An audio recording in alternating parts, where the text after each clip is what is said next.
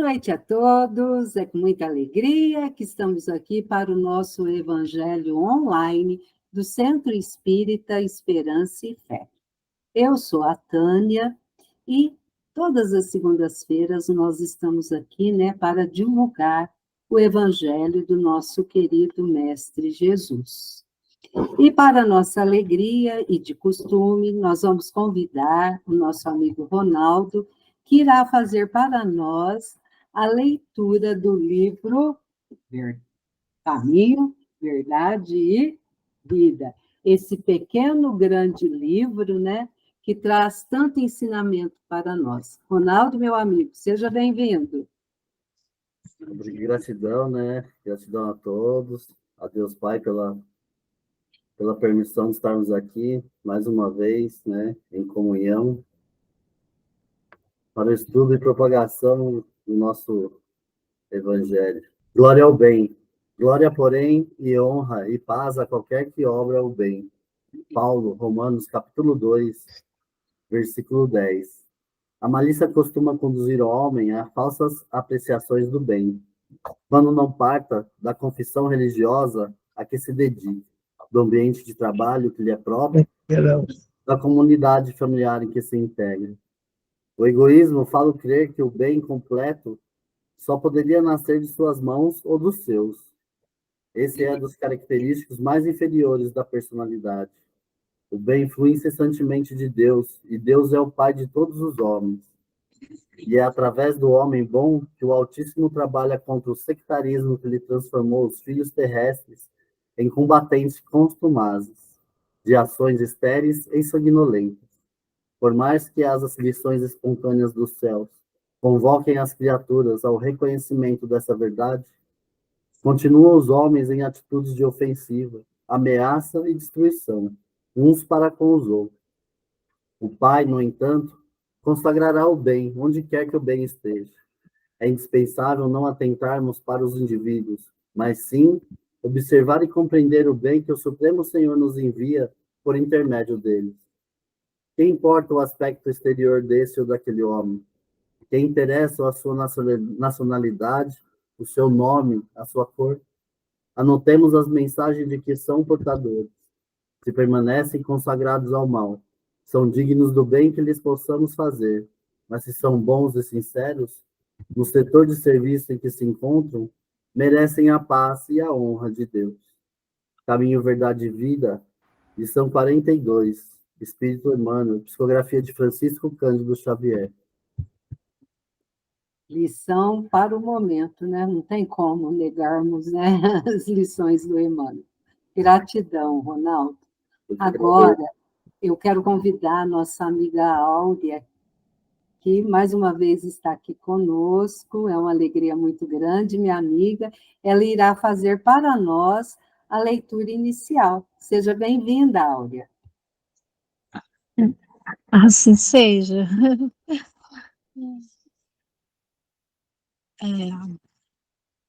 Você, para fazer a prece? Sim, pode fazer, Áurea. Então, vamos elevar os pensamentos a Deus, a Jesus, aos benfeitores espirituais, a toda essa equipe que é responsável por esse trabalho, que possam nos envolver, encarnados e desencarnados, no amparo e na proteção. Pai nosso que estais nos céus, santificado seja o vosso nome. Venha a nós o vosso reino. Seja feita a vossa vontade, na terra como no céu. O pão nosso de cada dia nos dai hoje, Senhor. Perdoai, Senhor, as nossas dívidas, na medida em que perdoarmos aqueles que nos ofendem. E não nos deixeis, ó Senhor, cairmos nas trevas de nossas próprias imperfeições. Ajuda-nos a não praticarmos o mal, pois que vossos são o reino, o poder e a glória para sempre. Que assim seja. Que assim seja. E gratidão, Áurea. Muito obrigada, minha amiga. Imagina. E agora, antes de convidar a nossa amiga que irá fazer para nós o estudo da noite, eu vou convidar a nossa amiga Odília. Seja bem-vinda, Odília. A Odília irá fazer para nós uma leitura do evangelho. Obrigada, Tânia, Da pela oportunidade. Nós que agradecemos. Boa noite a todos. Vamos abrir aí. Isso. Certinho? Isso, Aí, certo? isso. Bom, vamos lá. Advento do Espírito de Verdade. Item 5. Venho como outrora aos transviados, filhos de Israel, trazer-vos a verdade e dissipar as trevas. Escutai-me. O Espiritismo, como fez antigamente a minha palavra, tem de lembrar aos incrédulos que acima deles reina a imutável verdade. O Deus bom, o Deus grande, que faz germinem as plantas e se levantem as ondas. Revelei a doutrina divinal. Como um ceifeiro, reúne em feixes o bem, espaço no seio da humanidade, e disse: Vinde a mim todos vós que sofreis. Mas ingratos, os homens afastaram-se do caminho reto e largo que conduz ao reino do meu Pai e enveredaram pelas ásperas sendas da impiedade. Homens fracos que compreendeis as trevas das vossas inteligências, não afasteis o facho que a clemência divina vos coloca nas mãos, mas vos clarear o caminho e conduzir-vos. O caminho e conduzir-vos, filhos perdidos ao regaço de vosso Pai. Sinto-me por demais tomado de compaixão pelas vossas misérias, pela vossa fraqueza imensa, para deixar de estender a mão socorredora aos infelizes transviados que, vendo o céu, caem no abismo do erro. Crede, amai, meditai sobre as coisas que vos são reveladas. Não misturei o joio com a boa semente, as utopias com as verdades. Allan Kardec, Evangelho segundo o Espiritismo, capítulo 6, o Cristo Consolador. Que assim seja. Obrigada. Assim seja, minha amiga. Gratidão.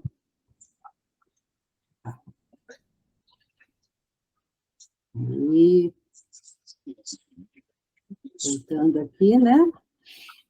Agora, nós vamos convidar a nossa amiga que irá fazer o nosso estudo, essa amiga muito querida, né? Evangelizadora aí, começou lá nos pequenininhos e agora está nos grandão.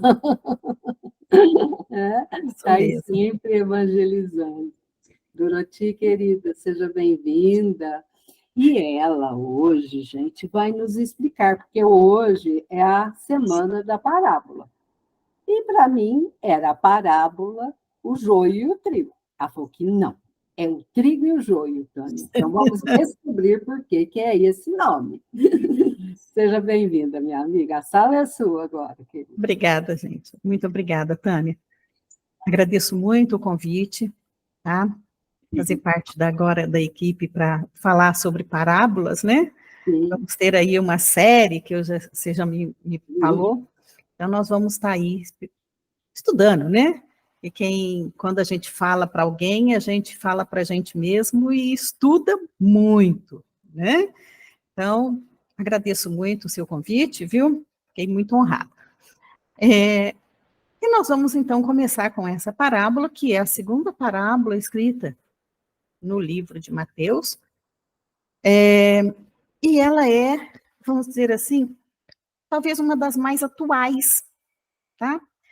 Foi escrita há 2000 anos atrás, mas quando nós analisamos ela é de hoje, de agora, de tudo que nós vamos entender dessa parábola, vai estar acontecendo agora, tá? Muito bem. Jesus, quando passou por aqui, ele sempre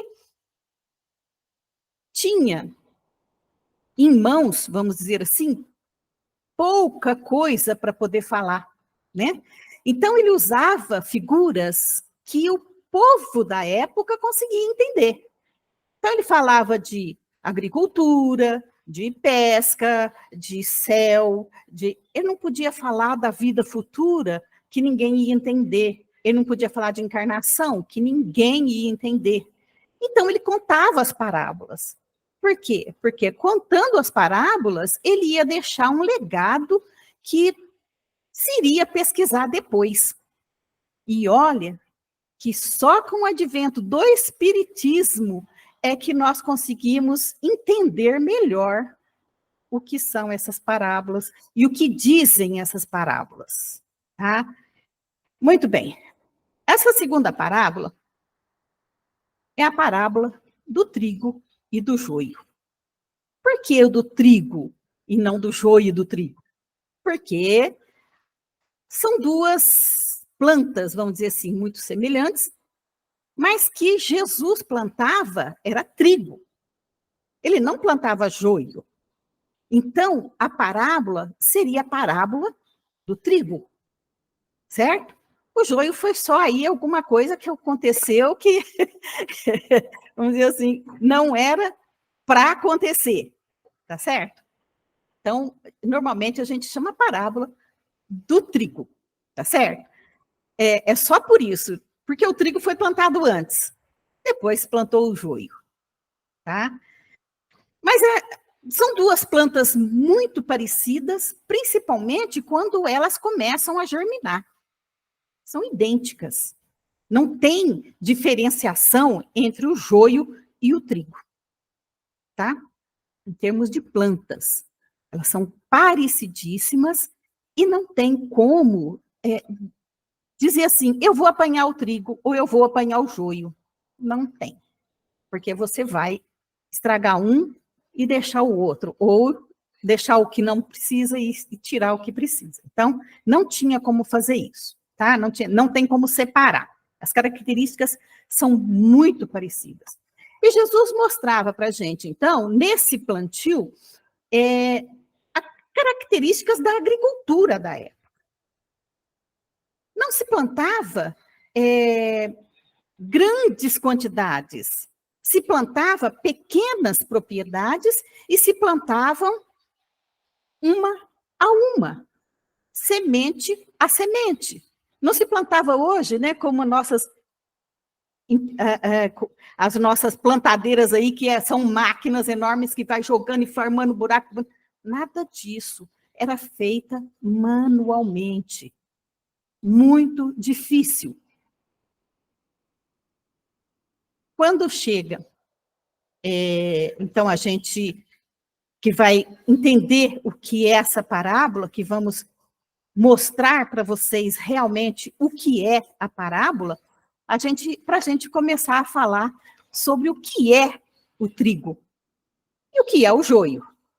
Vamos falar, aliás, muito mais do joio do que do trigo. A parábola dizia o seguinte: o reino dos céus é semelhante a um homem que semeou boa semente no seu campo. Dormindo, porém, veio o inimigo e semeou o joio no meio do trigo e partiu. Quando germinou o ramo e produziu fruto, então apareceu também o joio. Aproximando-se os servos do senhor da casa, disseram-lhe: Senhor, não semeaste boa semente no teu campo? De onde, portanto, terá vindo o joio? E ele lhes disse: um homem inimigo fez isso. Os servos lhe dizem: sendo assim, queres que após sair o recolhamos? Ele, porém, diz: não. Para que, ao recolher o joio, não desenraizeis junto com ele o trigo? Deixai crescer ambos juntos até a ceifa. E no tempo da ceifa, direi aos ceifeiros: recolhei primeiro o joio e atai-o em molhos para os queimar. O trigo, porém, reuni no meu celeiro. Mateus, capítulo 13, versículo de 24 a 30. Muito bem. É uma parábola, gente. Se você pensar, a gente vai entender assim. Ela fala do que exatamente? Ela fala, na verdade, de um julgamento, né? Ele fala sobre ceifa, sobre como Deus avalia o nosso crescimento espiritual. A grande aferidora é a hora da morte, né? E nós estamos vendo hoje, vamos dizer assim, ceifas coletivas, né? Valores avaliados assim em todos os momentos. Em todas as situações nossas, hoje, nós estamos sendo avaliados. Nós estamos sendo aferidos, conferidos, tá?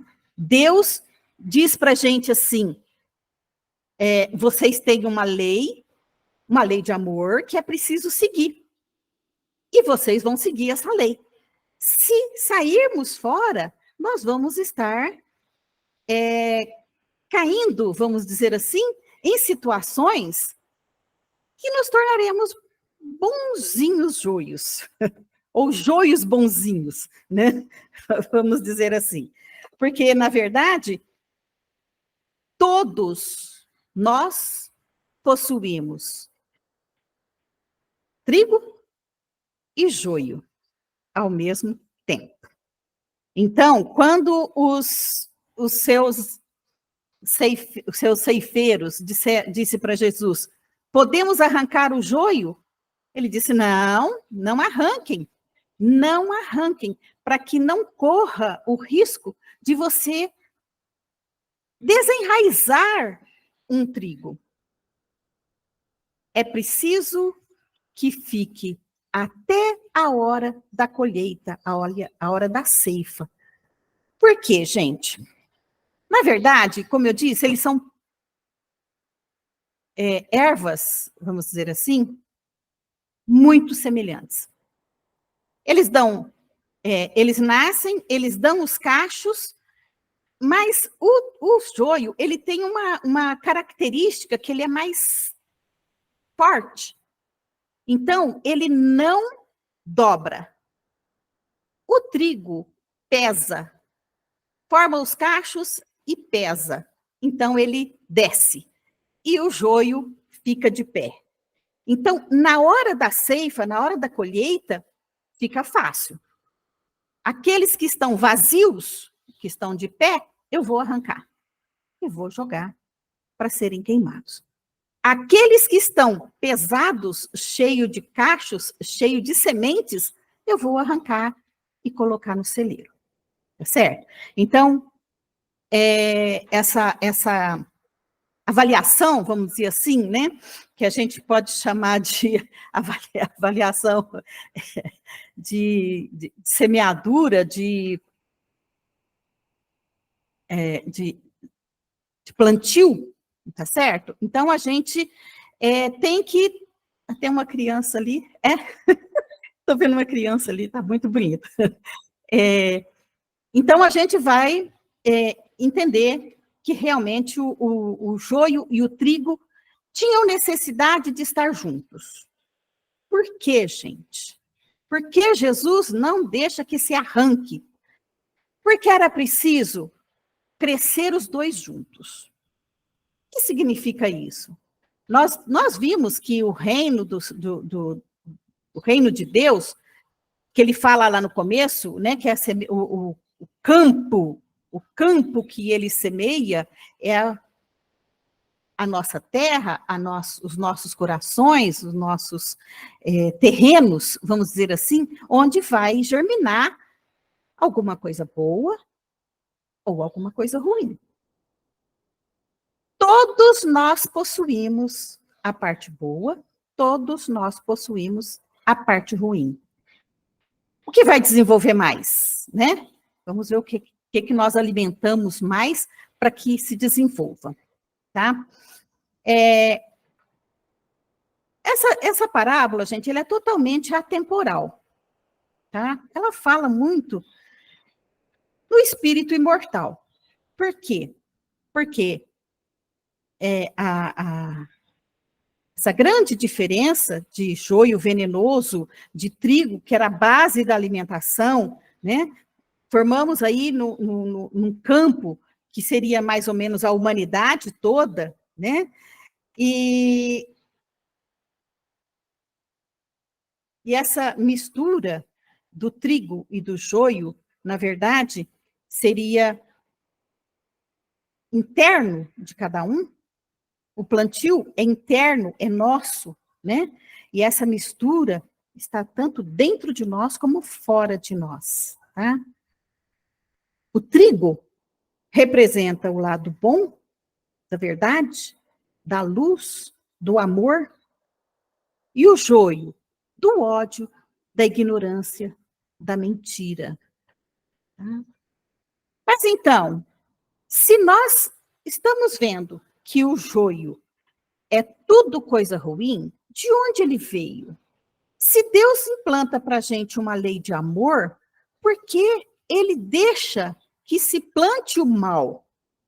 De onde vem esse mal? Todos nós perguntamos isso, ou será que alguém já se perguntou isso? De onde vem esse mal? Né? Na verdade, quando ele fala que o inimigo plantou, ele diz assim, né? Ele fala lá assim, quando o homem veio o seu inimigo, semeou o joio no meio do trigo e partiu. O inimigo da parábola, quem é? Né? É aquele nosso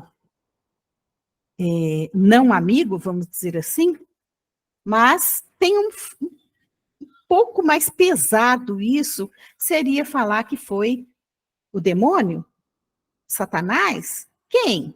Né? Mas isso, será que não é aquilo que realmente está dentro de nós, que nós estamos plantando? Será que não foi plantado dentro dos nossos corações? Explodiu alguma coisa que não era para ser explodido. Então,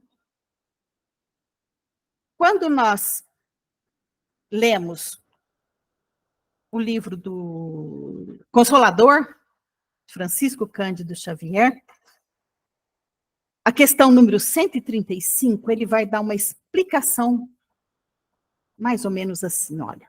A pergunta é assim: se o determinismo divino é o do bem, quem criou o mal? Né? E é uma das explicações mais lindas que eu já li, porque ele vai direto, assim, dizendo, puxa vida, como que se desafia Deus? Como que se desafia a lei de amor de Deus? Tá? E a resposta vem assim: o determinismo divino se constitui de uma só lei, que é a lei do amor, para a comunidade universal. Todavia, confiando em si mesmo mais do que em Deus, o homem transforma sua fragilidade em foco de ações contrárias a essa mesma lei, efetuando desse modo uma intervenção indébita na harmonia divina. Eis o mal. Olha que interessante. Uma intervenção indébita na harmonia divina. Isso é o mal. Isso é o que nos torna menos bom. Né? Urge recompor os sagrados dessa harmonia sublime. Eis o resgate. Vede, pois, que o mal, essencialmente considerado, não pode existir para Deus, em virtude de representar um desvio do homem, sendo zero na sabedoria e nas providências divinas. O Criador é sempre o Pai generoso e sábio, justo e amigo, considerando os filhos transviados como incursos em vastas experiências. Mas como Jesus e seus prepostos são seus cooperadores divinos, e eles próprios instituem as tarefas contra o desvio das criaturas humanas, focalizam os prejuízos do mal com a força de suas responsabilidades educativas, a fim de que a humanidade siga retamente no seu verdadeiro caminho para Deus. Então, nós vimos muito bem explicado o que é o mal no livro Consolador. É uma intervenção indébita na harmonia divina. Sempre que nós contrariamos a lei divina, nós estamos incorrendo nessa intervenção indébita e, consequentemente, estamos no mal. Né? Isso é definição de Emmanuel, né, no livro O Consolador. E quando falamos que nós precisamos, que Jesus e seus prepostos, né, cooperados divinos, eles instituem as tarefas contra o desvio dessas criaturas humanas. Então, Jesus está sempre auxiliando para que todas as criaturas humanas que incorrem no mal permaneçam no bem, ou retornem para o bem. Porque se estamos alimentando mais o mal do que o bem, então nós estamos necessitados da intervenção de Jesus. E ele sempre está pronto e apto para fazer essa intervenção. Jesus disse assim, na parábola: deixe que cresça junto o joio e o trigo, para que possam, de alguma forma, o trigo auxiliar o joio. Não tem, isso falando dentro de nós, né? Esse plantio de trigo dentro de nós. Quando nós incorremos em um mal, nós temos necessidade de ter um trigo por perto para poder nos puxar de volta para o bem. Isso se chama, o termo seria transubstanciação, né? É um termo que a gente já vai falar sobre ele. Seria o plantio, o crescimento do bem e do mal junto, seria justamente para isso, para que cada quem pratica o mal, observe o bem, e quem pratica o bem, auxilie quem faz o mal, para que um ampare o outro. Todos nós, não nos esqueçamos disso, todos nós temos os dois dentro da gente. Todos, né? Na verdade, quando Deus cria nossos espíritos, ele cria uma base, né? Essa base, a gente tem disponibilidade, vamos dizer assim, ou livre-arbítrio, né? Para transformar o nosso espírito da forma que a gente quiser. E na época que a gente quiser. Mas a virtude e a paixão, elas são juntas, né? E são bases com a mesma energia. São próprias da energia de Deus. E eu vou desenvolver aquela a que eu mais quero. Aquela a que eu mais me afine. Isso é afinidade. Nós temos um exemplo, vamos dizer assim, surreal, né? Que é a transformação de Saulo de Tarso. Ele tinha um fanatismo, ele tinha uma garra, uma maldade, vamos dizer assim, na perseguição dos cristãos, que depois dele ter se transformado, vai utilizar a mesma força, a mesma virtude que ele tinha, uma força tão forte, para ajudar ajudar na sequência dos ensinamentos de Jesus. Durante 30 anos ou mais, ele serviu a Jesus, com a mesma força que ele tinha do que quando ele era no mal, vamos dizer assim, né? Então, essa mudança, a gente percebe que todos nós podemos ter. Puxa, mas eu estou no mal, mas eu consigo mudar. Basta que chegue alguma determinação diferente, algum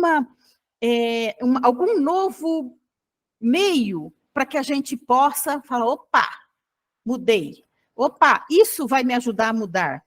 Ou, às vezes, a gente nem percebe, mas chega alguma coisa, uma pessoa, um fato, um livro diferente que a gente lê, e isso muda aqueles sentimentos que a gente tinha dentro. E vai começar uma mudança. Isso é o que a nossa parábola, ou a parábola de Jesus, né, que nós estamos estudando, vai converter o joio em trigo. Essa é a grande, vamos dizer assim, a grande amplitude dessa parábola, tá certo? O ponto máximo dessa parábola é exatamente isso. Mudar o joio. Consubstanciar o joio. No item 107 do livro Vinhas de Luz, para variar, de Chico Xavier, né? Que a gente nunca esquece dele, não tem como, né? Ele mostra para a gente exatamente como fazer isso. Prestem atenção. Deixai crescer ambos juntos até a ceifa.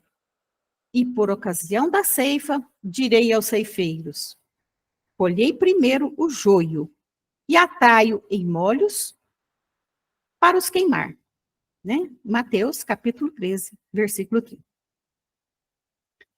Quando Jesus recomendou o crescimento simultâneo do joio e do trigo, não quis senão demonstrar a sublime tolerância celeste no quadro das experiências da vida.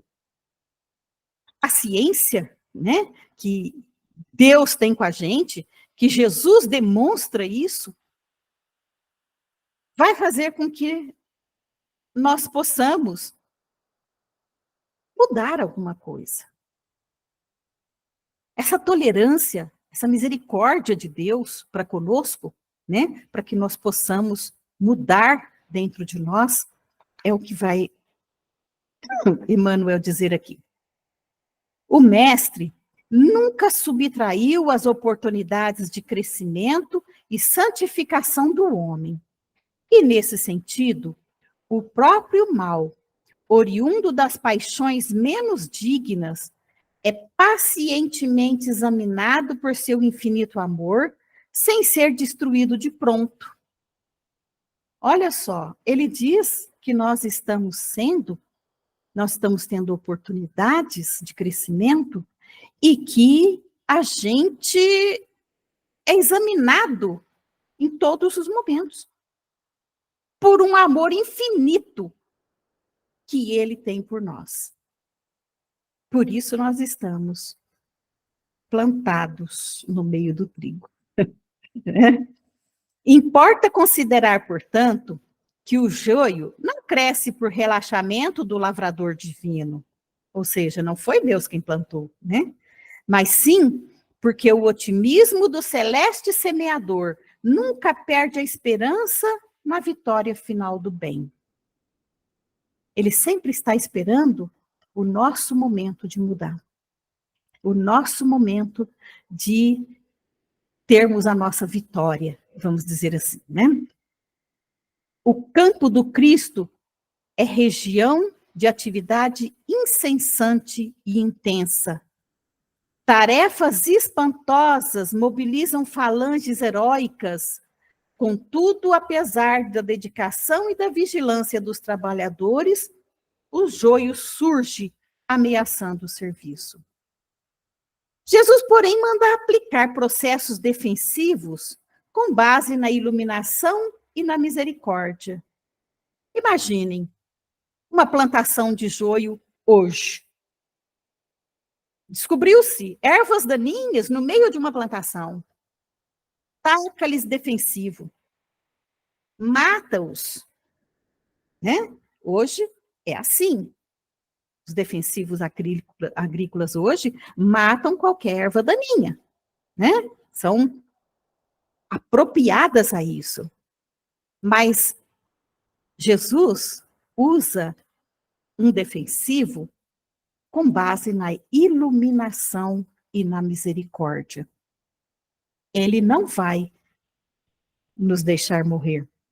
Ele não vai nos deixar sucumbir, vamos dizer assim, que seria o termo mais apropriado, né?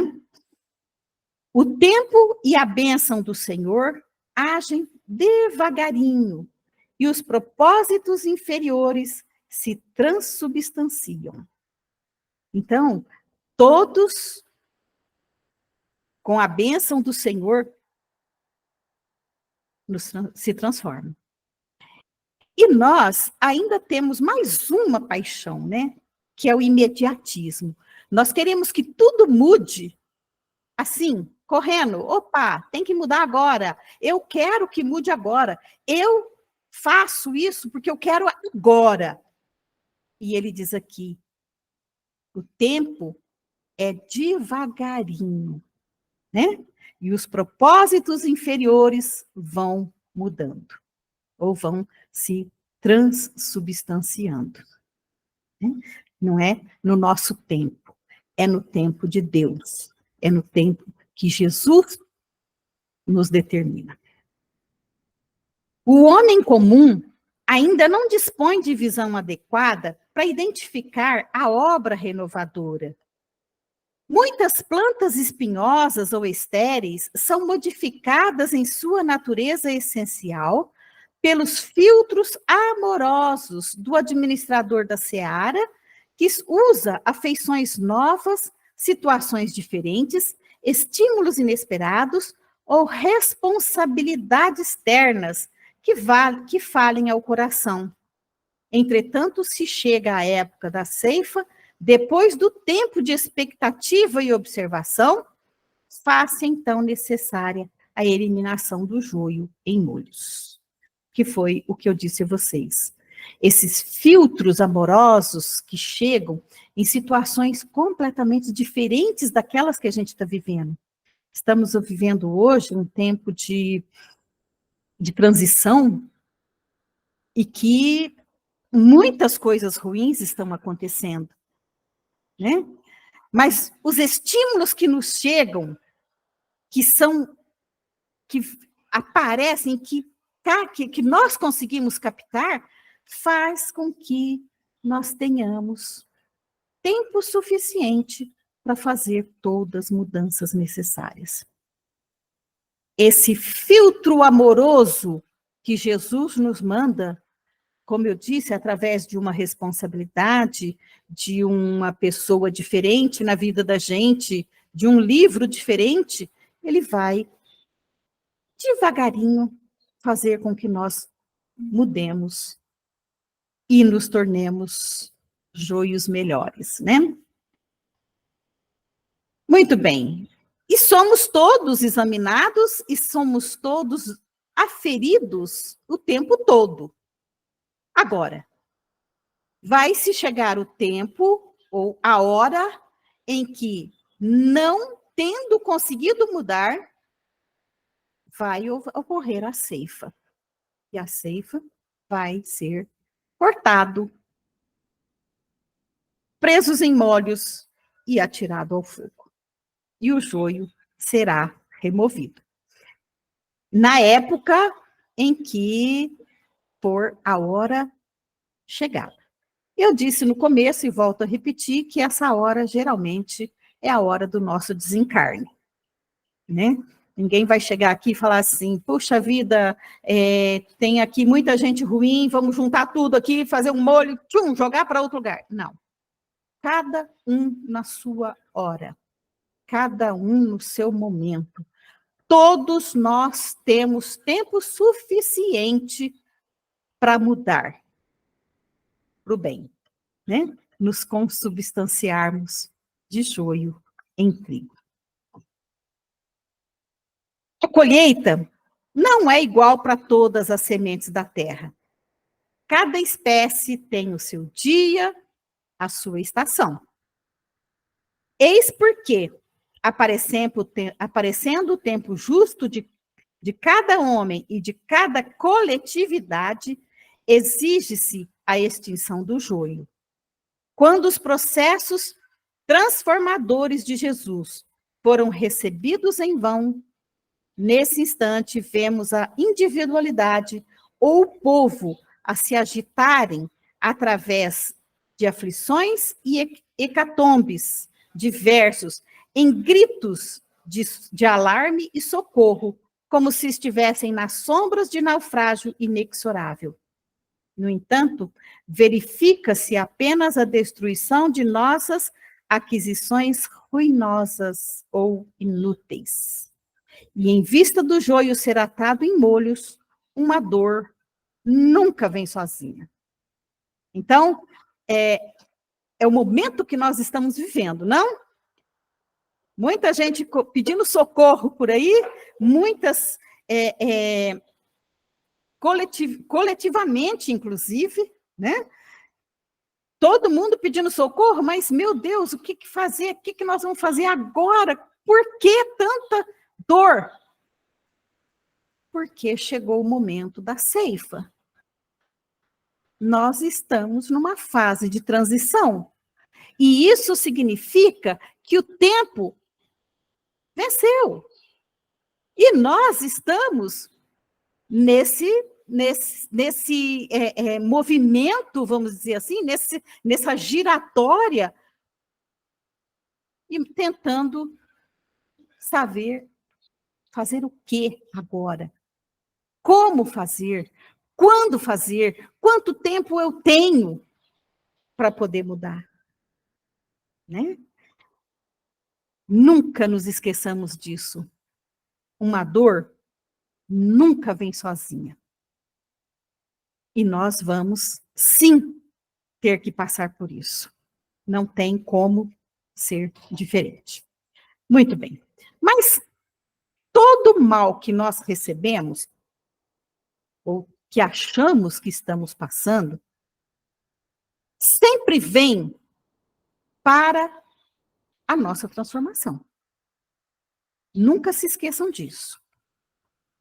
O mal só existe porque nós precisamos nos transformar. A dor existe porque nós precisamos nos transformar. Não tem como haver uma transformação diferente. Caso do Paulo de Tarso, por exemplo, né? Que a sua transformação foi o conhecimento de Jesus. Quando ele viu Jesus, ele se transformou. Mas nós não vamos vê-lo. Não vamos conseguir transformar dessa forma. Então, o que vai sobrar para a gente é a dor, é o sofrimento. As escolhas são nossas. Todas as escolhas são nossas, né?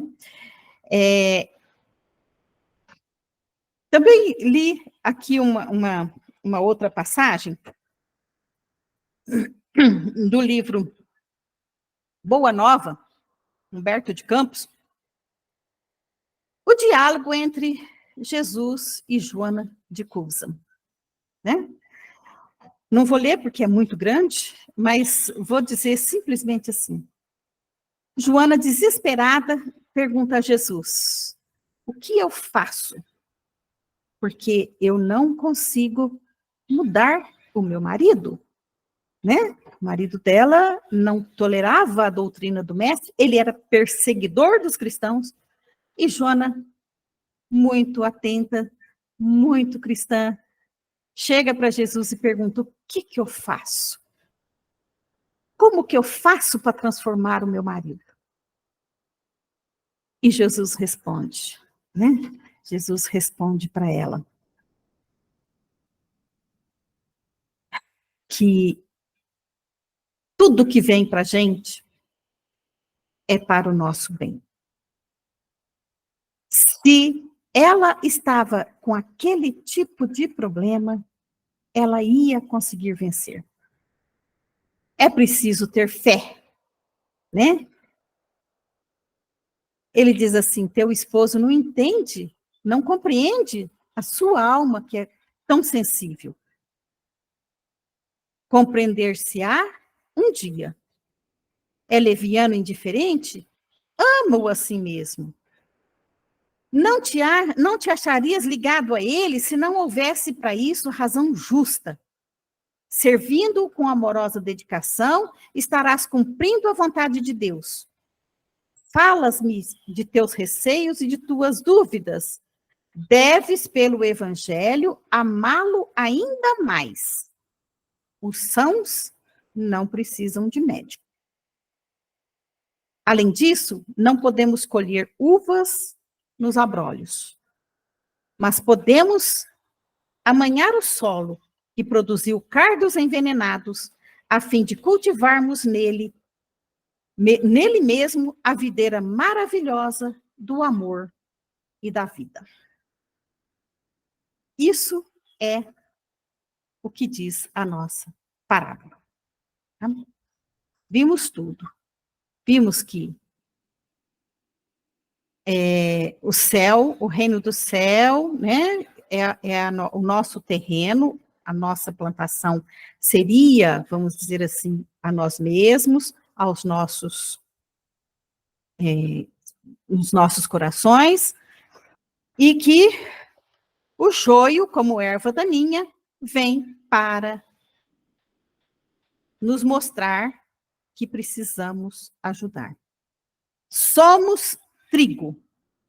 Devemos ser sempre trigo.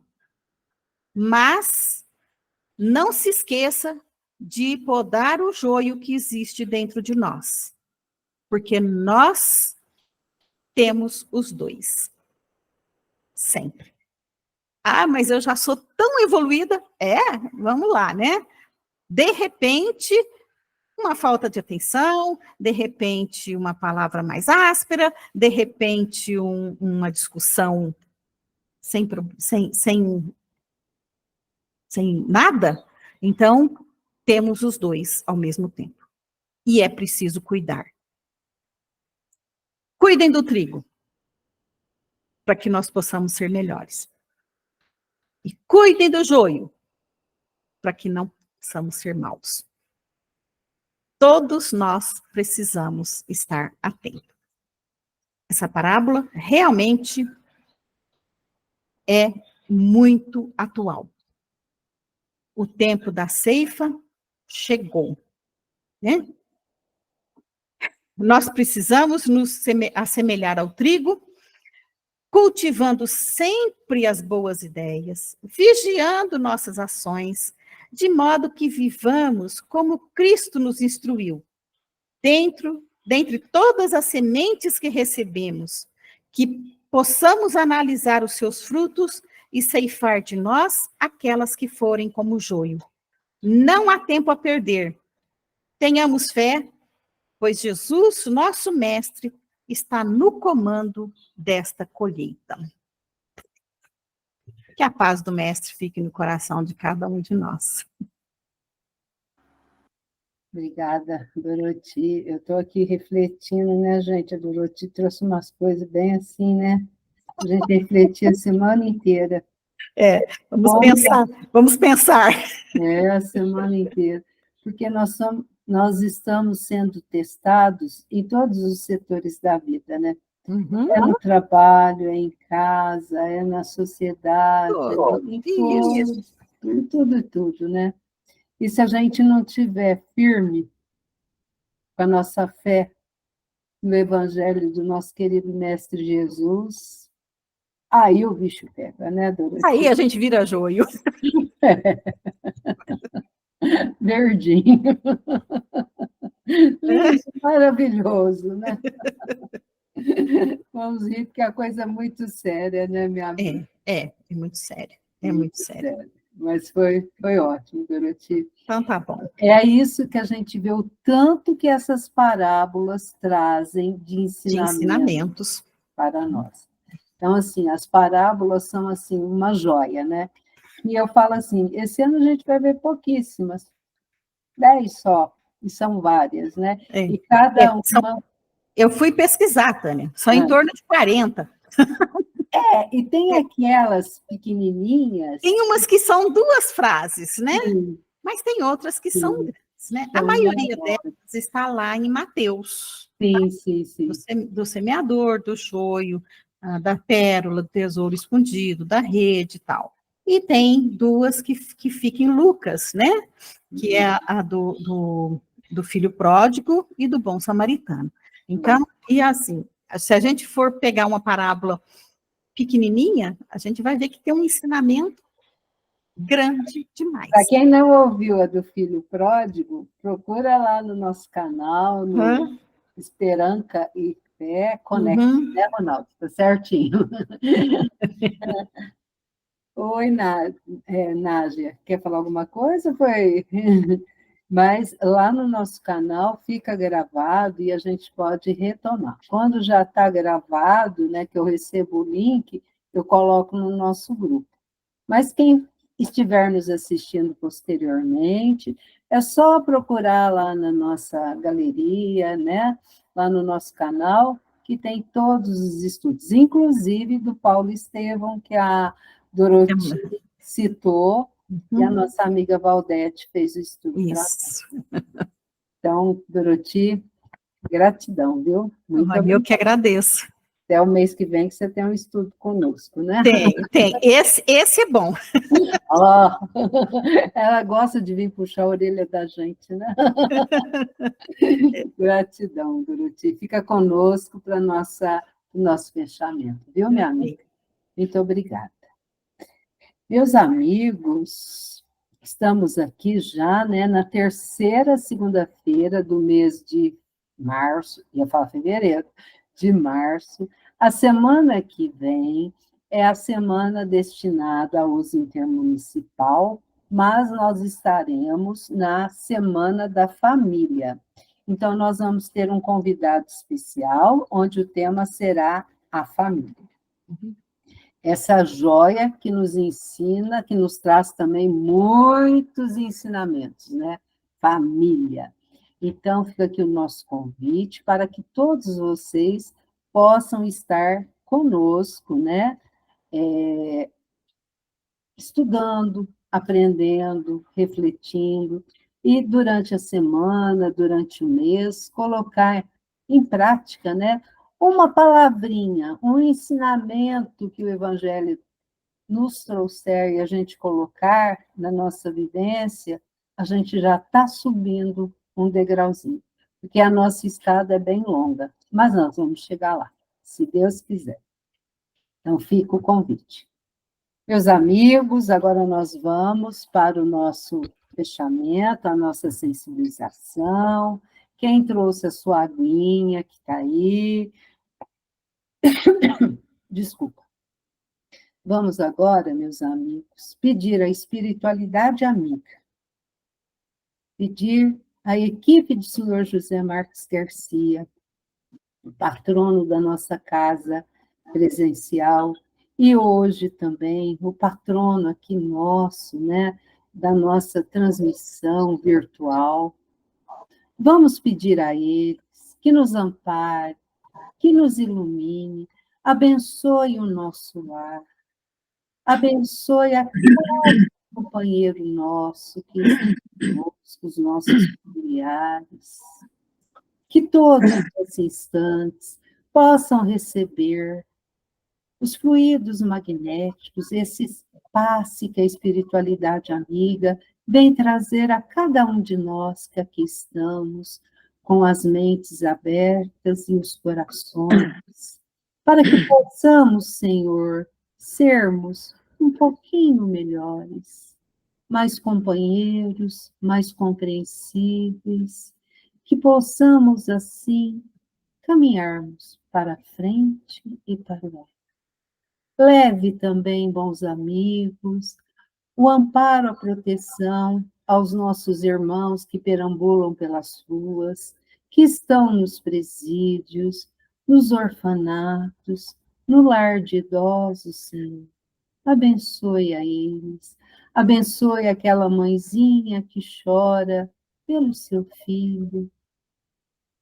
Esteja sempre ao lado dos nossos jovens, das nossas crianças, abençoando e amparando. Que nesse momento também a equipe que está visitando a cada lar possa fluidificar a água com esses fluidos magnéticos, que são os medicamentos, o remedinho que cada um de nós estamos necessitando para o nosso corpo perispiritual, que refletirá em nosso corpo material. Com isso, Senhor, agradecemos a oportunidade de mais um dia e que possamos sempre caminharmos para a frente e para o alto. Seu Adalto, faça para nós a oração final. Senhor Deus, Criador do céu e da terra, poderoso é o vosso nome, grande é a vossa misericórdia. Em nome de vosso Filho Jesus Cristo, recorro a vós neste momento para pedir bênçãos para as nossas vidas. Que a divina luz incida sobre nós. Com as vossas mãos retirai todo o mal, todos os problemas, todos os perigos que estejam ao nosso redor. Que as forças negativas que nos abatem se desfaçam ao sopro da vossa bênção. O vosso poder destrua todas as barreiras que impedem o nosso progresso. E do céu, as vossas virtudes penetrem em nosso ser, dando paz, saúde e prosperidade. Abra, Senhor, o nosso caminho e os nossos passos sejam dirigidos por vós, para que não tropecemos na caminhada da vida. Nosso viver, nosso lar, nossa saúde e nossas amizades sejam sempre por vós abençoadas. Entregamos em vossas mãos poderosas o nosso corpo, o nosso espírito, o nosso destino e, principalmente, o nosso trabalho, na certeza de que Deus está sempre do nosso lado, nos protegendo, nos amparando em todos os segmentos de nossas vidas.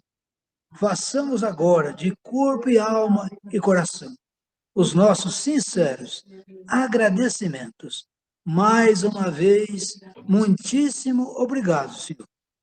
Que assim seja.